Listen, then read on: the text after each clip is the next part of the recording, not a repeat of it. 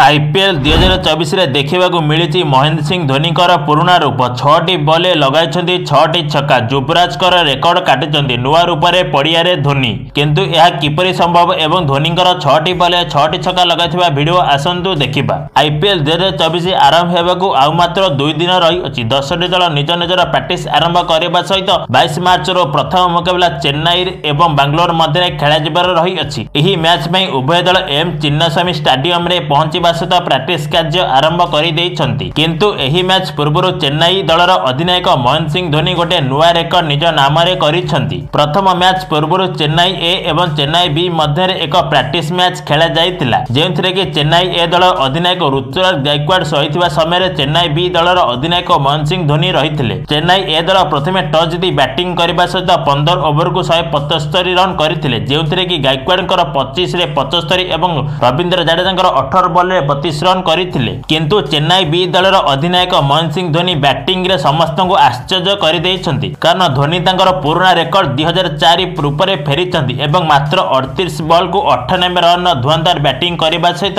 Deepak Chahar 12 over रो 6टी ball को 6टी लंबा लंबा छक्का लगाई गोटे नुआ रेकर्ड निज नाम रे करबा सहित युवराज सिंह रेकर्ड काटी देइछंती एवं चेन्नई बी दल को विजयर द्वारदश रे पहुंचाइछंती।